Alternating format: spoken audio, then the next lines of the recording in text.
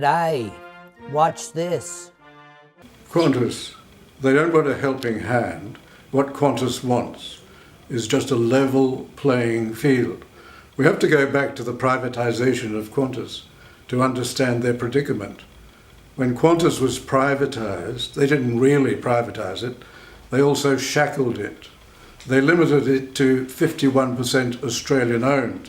So unlike other companies, they're forced to get most of their capital onshore, and most foreign investors are not interested in buying a minority shareholding. And the second thing they did was they decided they were very much in favour of free trade and opened up all of the Australian market to foreign airlines. And then the third thing they did was impose very rigid labour conditions, labour regulations on Qantas, which don't apply to any other airlines in the world. And finally, under the last government, they also threw in a very heavy CO2 tax, which they have to extract from their profits, which no other airline in the world has to pay.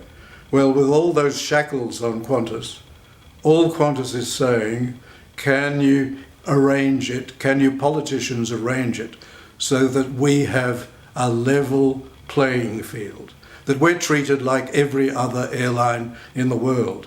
And all they want is the right to go to capital markets, as any other airline can, so that they can compete with their major competitor, whose shareholders are essentially three foreign airlines which have unlimited foreign taxpayers' capital to help them.